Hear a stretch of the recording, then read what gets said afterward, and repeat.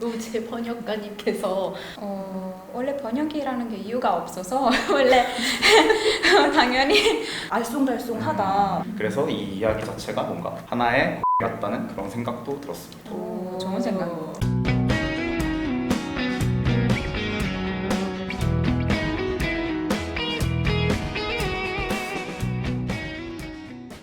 안녕하세요. 문학작품 리뷰로 돌아온 고대검론입니다. 와. 네, 오늘은 천명관 작가의 고래에 대해서 이야기를 나누기 위해서 현대문학 소설 전공 4명이 모였습니다. 네, 안녕하세요. 저는 1970년대 지식인 문학을 전공하고 있는 이영서라고 합니다. 안녕하세요. 저는 식민지 문학을 공부하고 있고 젠더 이론에 관심이 있는 이은솔이라고 합니다. 저는 손진원이라고 하고요. 장르 문학과 한국의 서브컬처에 대해서 연구를 하고 있습니다. 네, 안녕하세요. 저 이탈리아어로 고래를 번역한 러제라고 합니다. 90년대 문학에 대해서 관심이 있는 사람입니다. 네, 그러면 천명관 작가의 고래에 대해서 이야기를 나누기 전에 간단하게 작품에 대해서 좀 소개를 좀 해주셨으면 좋겠는데요. 네. 고래는 이제 2003년에 프랭크와 나라는 작품으로 등단한 천명관 작가가 2004년에 쓴 장편 소설이고요. 2004년에 발표와 함께 문학동네 작가상을 받았었고 커상 인터내셔널 최종 후보까지 올랐던 작품입니다. 그래서 이제 굉장히 지금 핫하게 많이 얘기가 되고 있어서 문학동네에서도 이렇게 이쁜 책으로 출간을 개정판을 다시 내줬고요. 북커상을 심사한 심사위원들이 이런 플롯을 한 번도 읽어본 적이 없을 것이다 라고 이제 극찬을 했을 만큼 굉장히 아주 특이한 설정과 전개를 특징으로 하는 작품이에요. 네, 사실 국내에서도 워낙에 좀 인기가 있는 작품이었는데 지금은 약간 세계적으로 읽히는 작품이 된 것 같아요. 이탈리아어로 번역을 하신 노재 번역가님께서 왜 번역을 하게 됐는지 좀 간단히 소개를 해주실 수 있나요?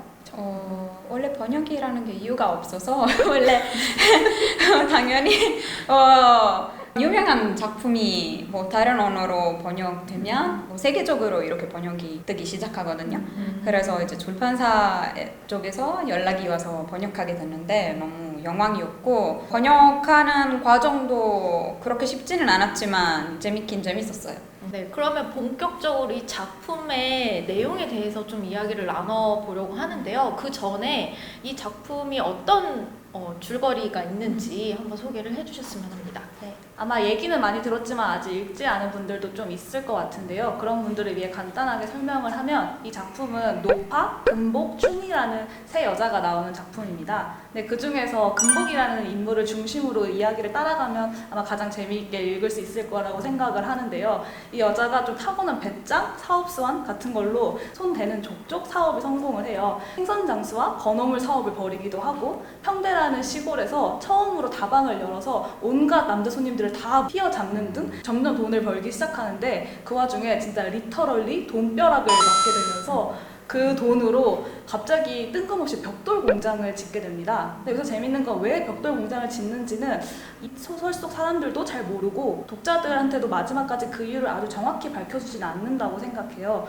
이후에 그 번 돈으로 과거에 자신이 굉장히 매료되었던 고래를 본뜬 최신식 극장을 짓기도 합니다. 그래서 그쯤 되면은 너무 유명인사가 돼서 온갖 정치인들이 찾아올 정도의 부자가 되는데 극장에 대화재가 나면서 이 주인공은 죽어버리게 되고 주인공의 딸인 춘희가 이 화재의 범인으로 지목되면서 갑자기 감옥에 갇히게 됩니다. 그래서 감옥에서 괴로운 시간을 보내다가 출소를 하게 되고 다시 벽돌 공장에 돌아와서 홀로 쓸쓸하게 벽돌을 짓다가 작품이 마무리되는 그런 내용인데요. 이렇게 줄거리만 쭉 이야기하면은 이 작품의 성격을 막 다 드러내기가 좀 어려운 것 같아요. 워낙 온갖 사람들의 온갖 이야기가 다 나오고 생각보다 되게 시원하고 화끈화끈한 줄거리로 이야기가 전개되기 때문에 한번 직접 보시면 더 재밌을 것 같습니다. 아주 명쾌하게 줄거리를 잘 설명을 해주셔서 책을 읽지 않아도 될 것 같은 내 컵론 줄거리를 알고서 책을 접하게 되는 경우도 있잖아요. 친구한테 추천을 받았다거나. 근데 약간 고래라는 제목을 보고서 딱 이 제목만 들었을 때 느낌이 또 있었을 것 같아요. 저는 10년 전에 친구가 엄청 강력 추천을 했는데 그때 읽지 않고 지금 읽은 케이스라 고래라는 이 제목 자체에 대한 인상은 별로 남아있지가 않거든요. 여러분은 어떠세요? 저는 사실 굉장히 부끄럽게도 이거를 유튜브 촬영을 준비하면서 고래를 처음 읽었는데 고래라는 이제 제목을 봤을 때 당연히 들었던 첫인상은 그 허먼 멜빌의 백경이 생각이 났어요. 그러니까 뭔가 닮은 구석이 있나? 이러면서 봤는데 당연히 전혀 다른 소설이더라고요. 근데 또 읽다 보니까 뭔가 그 금복이 끊임없이 고래로 상징되는 뭔가 남성성 같은 것을 좀 찾아 헤매는 어떤 서사기도 하잖아요. 그래서 뭔가 결국 뭐 굳이 따지자면 고래를 찾는다는 점에서 비슷한 무언가가 있었다고 생각했고 그 다음에 작품을 다 읽은 다음에는 뭐 이걸 한 편의 대서사시, 영웅단 아니면 비극 이런 식으로 뭐라고 불러야 될지 모르겠지만 어쨌든 굉장히 거대한 이야기잖아요. 그래서 이 이야기 자체가 뭔가 하나의 고래 같다는 그런 생각도 들었습니다. 오, 좋은 생각입니다. 근데 재밌는 게 오히려 대학원생들이 더 이 작품 많이 안 읽었잖아요. 네, 그런 것 같아요. 맞죠. 제가- 아무도 읽은 사람은 못 봤어. 제가 번역하기 전에 한 번도 들어본 적이 없었던 그런 작품이었는데 제목만 보고 처음에 나왔던 춘희에 대한 묘사가 나오잖아요. 춘희는 조금 체격이 있는 여자로 그래서 이탈리아어로만 그런 의미가 있는지 모르겠지만 이탈리아어로는 이렇게 체격이 있는 사람이 코레라고 하는 약간 비하 이런 식으로 하려고 코레라고 부르거든요. 그래서 저도 모르게 그렇게 연결시켰는데 사실 이탈리아 독자들도 똑같이 제목을 출판사 쪽에서 책이 아직도 안 나왔지만 똑같이 고래 이탈리아어로 말레나라고 하는데 말레나라고 제목을 지었으면 이탈리아 독자들이 어떻게 생각할지 본능적으로 연결시키지 않을까라고 생각. 그래서 아직 결과적으로 제목이 어떻게 되는지는 모르는. 아직도 나오지 않았는데 제가 번역가로서 제안한 거 똑같이 고래라고 하거나 아니면 춘희를 위주로 하면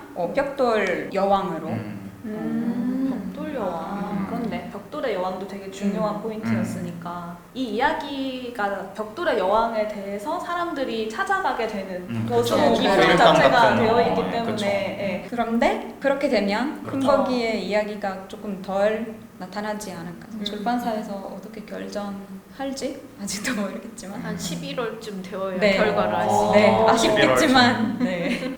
거대 껌넌. 네, 그러면 본격적으로 이 책 내용에 대해서 이야기를 나눠볼 텐데요. 1부부터 차례대로 어디가 좋았고 혹은 어디가 읽기 힘들었는지 이런 이야기를 좀 나눠보도록 하겠습니다. 일단 저희가 사실 이 책을 같이 읽으면서 거의 동시에 읽기 시작했거든요. 그렇죠. 그래서 혹시 지금 어디 읽고 있어? 아. 어때? 약간 이런 의견을 계속 교류를 했었거든요. 네, 맞죠. 네. 1부를 좀 읽을 때 은솔이가 약간 힘들어했던 기억이 있어요. 네. 뭐가 그렇게 힘드셨나요? 제가 식민지기 문학 전공을 하니까 좋든 싫든 진짜 여성 혐오 작품 진짜 많이 읽게 되는데요. 너무 많이 읽어서 이제 김동인 정도는 되게 예쁘게 보여요. 그래서 저는 여혐 항마력 굉장히 높다 생각했는데 와 이거 생각보다 쉽지 않았어. 일단 너무 강간의 위험이 너무 많이 나오고 그리고 또 여성 신체에 대한 묘사도 굉장히 많이 나오고 처음에 굉장히 힘들었는데 근데 또 재미있는 게 이게 오히려 식민지기 작품들은 그냥 남성 작가가 여성을 대상화하는 방식으로 작품이 흘러간다면 오히려 여기서는 그냥 여자랑 남자가 다 거의 동물에 가깝게 자연의 흐름 같은 방식으로 거의 이야기가 돼서 이게 여혐인가? 하다가 아닌가? 이렇게 어쩔 때는 되게 오히려 그 자기 금복이가 자기 매력을 오히려 활용해서 오히려 좀 생선 장수와 함께 살면서 오히려 그 돈으로 자기가 사업을 성공한다든가 아니면 더 매력 있는 다른 남성을 찾아 떠난다든가 그런 내용들도 충분히 나와서 이게 참 알쏭달쏭하다라는 느낌 많이 받았어요. 맞아, 저도 처음에 딱 읽는데 약간 중고등학교 때 김동리 황토기 처음 읽었을 때 그 느낌이 나는 거예요. 약간 그 욕망에 충실하고 막 남성성 막 약간 그런 게 힘들게 읽었던 기억이 있는 것 같아요. 언어 자체가 그 작가가 단어 하나씩 고를 때 제가 특히 번역했을 때 생각했던 점이 의도적으로 그로테스크하게 맞아. 묘사하는 것 같아요. 그거 우연히 여성은 이렇게 묘사하는 것만 아니고 잔인하게 묘사하는 것만 아니고 남성도 똑같이 잔인하게 묘사하니까 사건도 아주 끔찍하게 단어 자체도 제일 추한 단어까지 다 사용하는 것 같아서 그게 작가의 의도로 보이기도 하고 번역가로서 그거 살리려고 노력을 많이 했는데 제가 볼 때 그냥 작가가 그런 스타일로 그로테스크하고 이런 식으로 이야기하고 싶었던 것 같아요. 제가. 근데 확실히 일부에서부터 느꼈던 거는 이 서술자의 힘인 것 같아요. 그러니까 서술자가 맞아요. 굉장히 특징적인데 일반적으로 플롯이라는 거는 그러니까 정석적으로는 발단, 전개, 위기, 절정, 결말 우리가 흔히 하는 이런 순서로 가면서 이렇게 마지막에 뭔가 빵 터지게 되어 있는데 이 서술자는 처음부터 얘는 이렇게 된다. 쟤는 맞아, 저렇게 돼. 맞아. 기대하시라 독자들아 이런 식으로 이제 하다 보니까 뭐 말빨도 말빨이지만 정석적인 플롯을 좀 뒤집은 그런 서술자의 어떤 구변과 서사 전략 같은 것 때문에 훨씬 더 읽게 되는 것 같아요. 그런 맞아요. 이게 뭔가 효과가. 예를 들면 판소리가 사람들 쫙 몰려있을 때 이제 슬슬 막 다리 아프고 집 가려고 하고 있는데 거기서? 이런 그렇죠, 그렇죠. 이야기해서 맞아.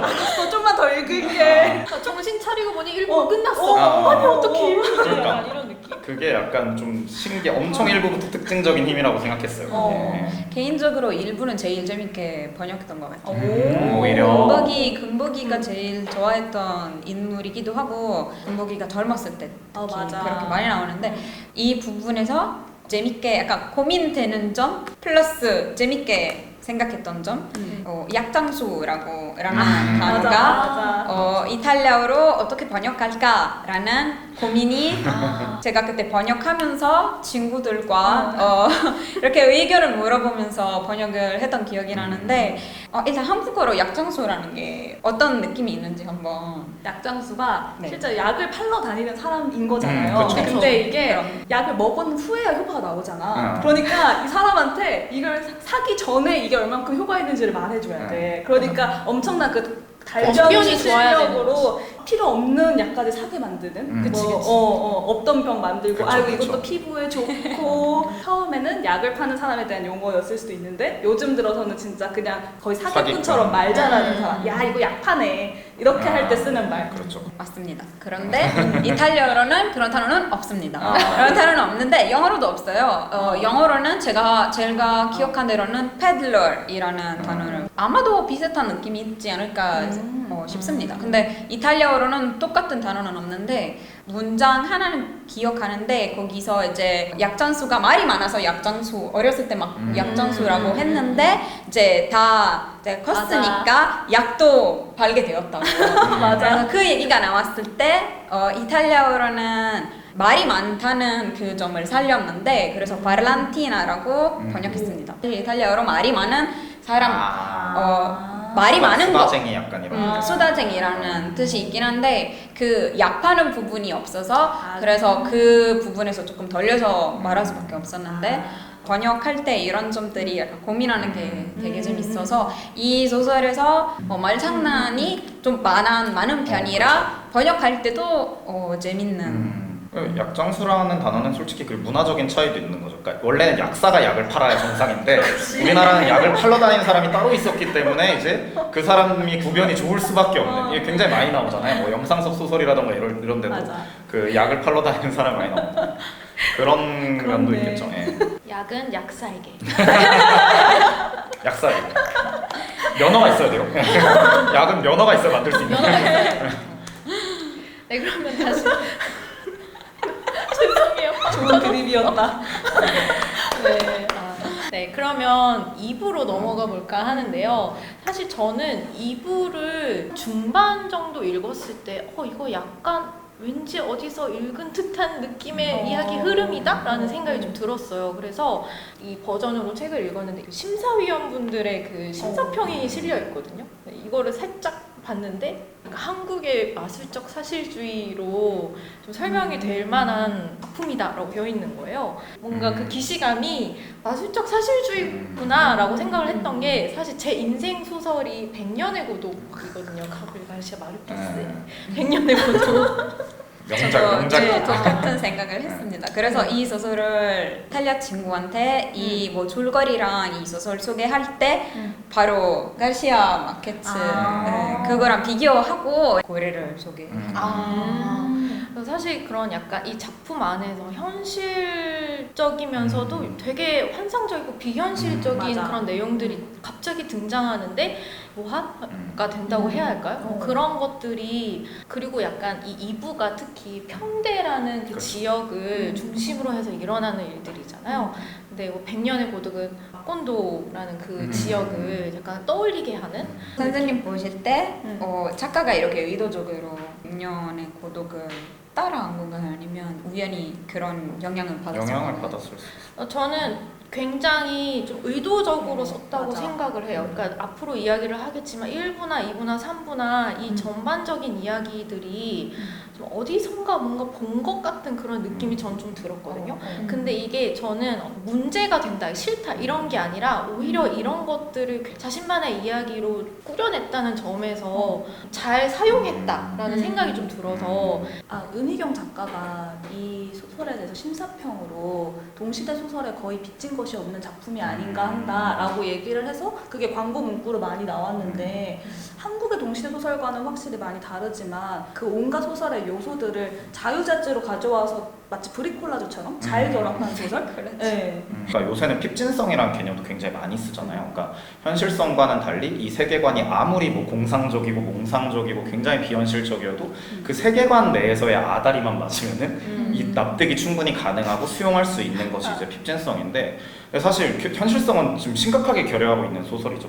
걱정의 몸무게가 막 인간인데 2톤을 넘어간다던가 굉장히 비현실적인 건 맞는데 근데 저는 핍진성을 완벽하게 갖추고 있는지도 잘 모르겠어요. 이 소설 속의 세계관에서 역사적인 흐름을 따라가는 게 있거든요. 뭐 남북전쟁이라든가 맞아. 이제 박정희 정권의 독재라든가 근데 이거는 약속을 한 거란 말이에요. 독자들이랑 나는 이제 역사적 흐름은 원래 대한민국의 역사적 흐름을 따라가겠어.